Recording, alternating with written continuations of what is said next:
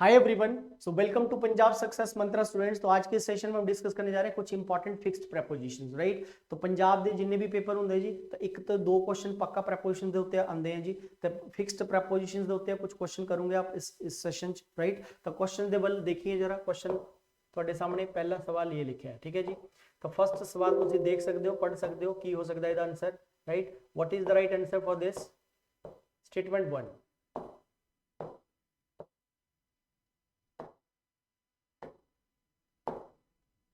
Question number 1, हाँ जी। Question number 1, she has great affection dash me. चार option है जी, फॉर, इन, विद, टू। तो तुसी दसना है राइट आंसर की होएगा, ठीक है। What could be the right preposition over here, right. देखो इत्थे एक गल दा ध्यान रखना, अफेक्शन, अफेक्शन सॉरी एक नाउन है, राइट। और अफेक्शनेट भी होंदा है, AFFECTIONATE। अफेक्शनेट एक एडजेक्टिव होंदा है। अफेक्शनेट दे नाल टू प्रेपोजिशन लगदी है, ध्यान रखियो। स्नेह होंदा है, लव वी कैन से, किसी दे बल तुसी बड़े काइंडनेस दिखा रहे हो, लव दिखा रहे हो, ठीक है, तो उन्होंने ही अफेक्शन कहते हैं। अफेक्शन एक नाउन होंदा है, उहदे नाल प्रेपोजिशन लगदा है for. She has great affection for me. But अगर सेंटेंस अफेक्शनेट आ जाए, कितने अफेक्शनेट वर्ड आ जाए, फिर ये एडजेक्टिव फॉर्म है, उहदे नाल प्रेपोजिशन लगदी है टू, ध्यान रखियो। Question number 2, Kanak is endowed. ये पंजाब के पेपर च आया सवाल पहले भी। Kanak is endowed dash many great qualities. Endowed का मतलब होता गिफ्टेड, बेसिकली किसी को गॉड गिफ्ट मिली होंगी। Endowed means what, gifted actually, right. तो Kanak is endowed dash many great qualities, right answer. इहदे नाल फिक्स्ड प्रेपोजिशन लगदी है इस वर्ड दे नाल विद। So endowed with ਹੁੰਦਾ है जी, endowed with many great qualities। Come to the question number 3, our country is committed, our country is committed dash a policy of peaceful coexistence, right। ਵਧੀਆ ਸਵਾਲ ਹੈ।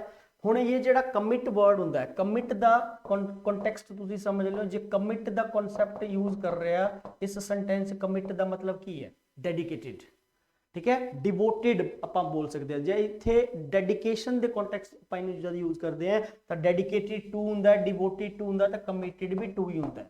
But इसे verb का use ना ਆਪਾਂ इदा भी यूज करते इस वर्ब ਨੂੰ, ही कमिटेड अ क्राइम, राइट। जिथे इनू क्राइम के कॉन्टेक्स्ट यूज किया जाता है, उत्थे कोई भी प्रपोजिशन नहीं लिखी जाती कमिट वर्ब के नाल, ठीक है जी। जे आपां क्राइम के कॉन्टेक्स्ट ही कमिटेड अ क्राइम, ही कमिटेड थेफ्ट, जे इदा बोलीए तो उत्थे फिर no preposition is used. But जिथे इहदा मतलब डेडिकेशन हुंदा, ठीक है, डिवोटेड हुंदा, उत्थे इहदे नाल प्रपोजिशन लगदी है टू। तो राइट आंसर बनेगा C. Come to the question number 4, he stumbled. Stumbled हुंदा मतलब जिदा पत्थर पुत्थर दे उत्ते साडा कई बार पैर लग जांदा, ठोकर लगना जिन्हों कहंदे आपां स्टंबल्ड, लड़खड़ा गया हो, ठीक है। ही स्टंबल्ड एट द स्टोन, मतलब पत्थर दे उत्ते उहदा की पै गया, पैर पै गया, तो उहनूं ठोकर लगी तो वह डिग गया। किदे च डिग गया, खाई च। डिच की हुंदा जी, खाई।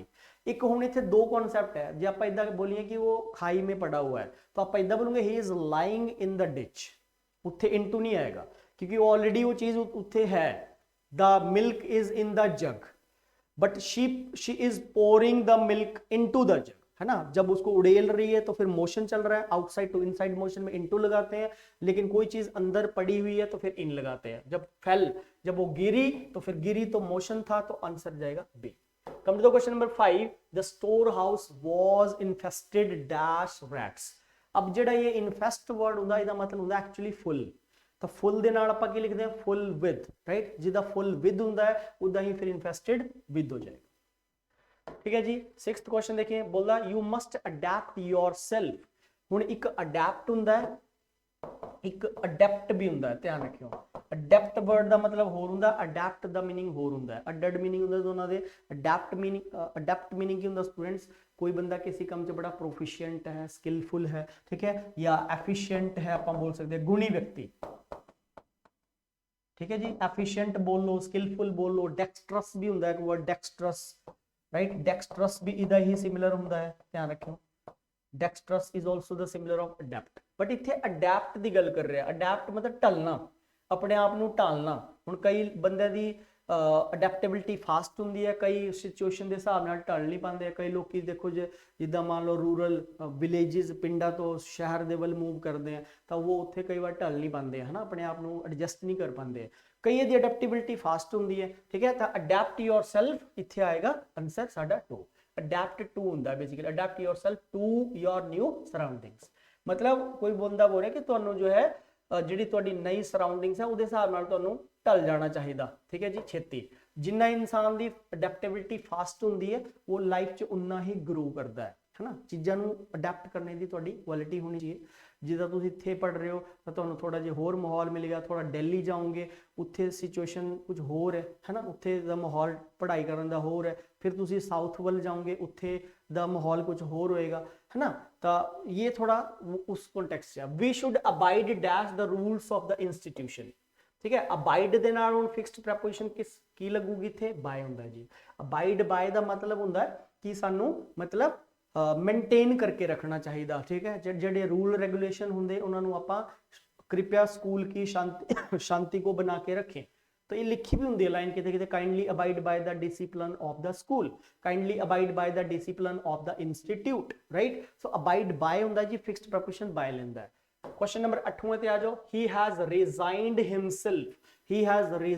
हिमसेल्फ रिजाइंड दा मतलब ये वो वाला रिजाइन नहीं है इत्थे ठीक है कॉन्टेक्स्ट समझने पैंदे हैं जी ठीक है रिजाइन एक त्याग पत्र भी हुंदा है तुसीं रिजाइन पाता बट क्या इत्थे रिजाइन दा मतलब वो वाला है ना जी इत्थे वो मीनिंग नहीं दिंदा पाया रिजाइन वर्ड ठीक है ये कहंदा पाया कि उन्हें अपने आप नू तकदीर दे हवाले सौंपता भाग्य फेट क्या होंदा डेस्टिनी लक है ना भाई तकदीर भाग्य के हवाले छोड़ दिया उसने ठीक है रिजाइन का मतलब यहाँ पे ये आ रहा है सरेंडर करने का कॉन्टेक्स्ट में आ रहा है रिजाइन का मीनिंग यहाँ पे आ रहा है सरेंडर यहाँ पे मतलब उसने खुद को तकदीर के हवाले कर दिया तो सरेंडर के साथ लगाते हैं टू तो सरेंडर टू होता है तो रिजाइंड के साथ भी यहाँ पे आएगा स्टूडेंट्स टी he has resigned himself to fate मतलब उसने खुद को तकदीर के हवाले छोड़ दिया कि जो होगा यार देखा जाएगा भाग्य में जो होगा मेरे को वो मिल जाएगा राइट उस कॉन्टेक्स्ट में बोल रहा है सरेंडर का मीनिंग आ रहा है यहाँ पे 9th देख लो जी अच्छा सवाल है we should always stick to our decision stick to मतलब होता है स्टूडेंट्स मतलब सानू मतलब जेडे साडे डिसीजन हुंदे उन्हां दे उत्ते ही रहना चाहिए नहीं तो फिर लोकी साडा साडे उत्ते हसूंगे है ना हुण मॉक डैश अस कहंदा पिया हुण देखो जी लाफ हो ठीक है एक ग्रिन वर्ड हुंदा ग्रिन हो ठीक है एक चक्कल हुंदा है चक्कल हो एक तुसी ध्यान रखियो लाफ हसी हुंदी है ये सब हसना हुंदा है मॉक भी हुंदा है मॉक जिद्दां इत्थे मॉक ही दिंदा पिया मजाक उड़ाने दे सेंस ग्रिन भी हंसी होती है चक्कल होता है दांत दबा के हंसना उसको चक्कल बोलते हैं इन सब के साथ ध्यान रखना स्टूडेंट्स हमेशा ही एट लगाते हैं स्माइल भी लिख दो smile at laugh at grin at chuckle at mock at अगर आगे पर्सन की बात हो जब हम किसी पर्सन से रिलेटेड बात करते हैं जब आप किसी बंदे का मजाक उड़ाते हो तो फिर वहां पे लिखते हैं otherwise the people will mock at अस यहां पे आंसर होगा बी राइट अगर कोई थिंग हो आगे फिर ऑन आता है फिर स्माइल ऑन आता है राइट फिर स्माइल ऑन आता है वहां पे यहां पे आ जाएगा आपका mock at us last and final question of the class I shall take revenge dash you देखो शैल यहाँ पे हेल्पिंग वर्ब है या ऑक्सिलरी वर्ब बोल सकते हैं टेक यहाँ पे आपकी मेन वर्ब है रिवेंज की दो पार्ट्स ऑफ स्पीच होती है ही रिवेंज्ड फ्रॉम his enemy राइट यहां पे ही सब्जेक्ट है यहां पे रिवेंज वर्ब है अगर रिवेंज को वर्ब के सेंस में यूज करेगा सेंटेंस में तो इसके साथ फ्रॉम लगता है तो फिर फ्रॉम लेता है रिवेंज राइट लेकिन यहां पे सब्जेक्ट की हेल्पिंग वर्ब आ गई मेन वर्ब यहां पे नाउन है ठीक है अगर रिवेंज को नाउन के तौर पे यूज करेगा पार्ट्स ऑफ स्पीच अलग होने से भी प्रपोजिशंस बदल जाती हैं ध्यान रखना नहीं तो आपका गड़बड़ हो जाएगा वहां पे काम तो आई शैल टेक रिवेंज इत्थे रिवेंज नाउन है जी नाउन हुंदा तो उहदे नाल फिर ऑन लगदा है ठीक है जिद्दां आपां बोले ही रिवेंज्ड फ्रॉम हिज एनिमी इत्थे आपां रिवेंज नू एज ए वर्ब यूज किया तो एज ए वर्ब रिवेंज जो वर्ड है ये एज ए वर्ब अपने साथ प्रपोजिशन फ्रॉम लेता है और एज ए नाउन ये अपने साथ प्रपोजिशन बेसिकली ऑन लेंदा है तो इत्थे राइट आंसर बनेगा साडा ऑन ठीक है इदा दे होर क्वेश्चंस लई हुण मैं इहदे प्रपोजिशन दे ही 4-5 पार्ट अगले जेडे रहेंगे फिक्स्ड प्रपोजिशन दे उत्ते ही रहेंगे राइट तो इन्हां वीडियोस नूं तुसीं जरूर देखो फायदा करोगे किते ना किते और ये बड़ी इंपॉर्टेंट है जी साडे पंजाब दे पेपर लई so thank you very much students take care see you in next video thanks a lot